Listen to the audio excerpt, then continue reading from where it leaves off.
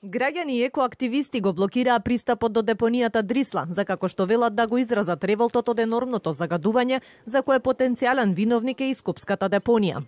Од движењето за чист воздух бараат да се смени правилникот за извршување на инспекцијскиот надзор и да се усогласи со ЕУ нормативите.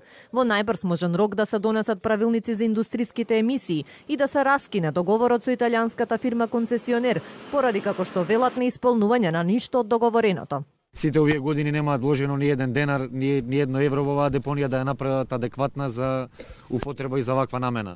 Најголемиот проблем е што целото ѓубре и најопасното ѓубре во целата држава завршува во оваа депонија. Оваа депонија се уште нема добиено акредитација од Министерство за животна средина за депонирање на таков тип на отпад. Дали се запазуваат законите и стандардите согласно европските регулативи? Дали се увезува отпад од други земји и дали се декларираат тој отпад како отпад, каде се складира и гори во Дрисла?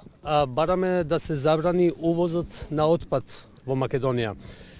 Го повикуваме од тука премиерот господин Зоран Заев и владата итно да го сменат законот за увоз на отпад. Забраната за увоз на отпад значително ќе придонесе во намалување на нивото на загадување, особено во Скопје.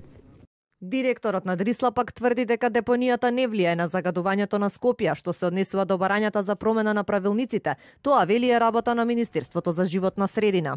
Ние го гориме само медицинскиот отпад кој доаѓа од територијата на градот Скопје и од дел од малите здравствени институции кои вршат диализа од територијата на Република Македонија.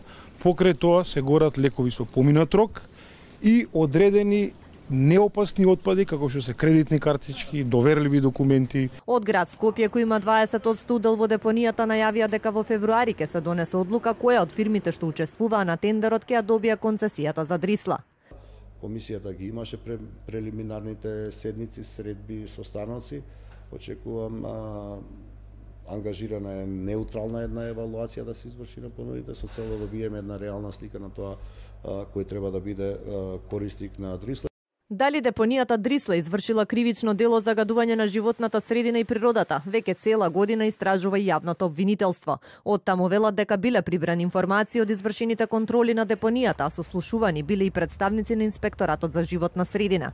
Предметот под опрен глас беше отворен пред една година, но истрагата и натаму е во предистражна фаза и без утврдена одговорност.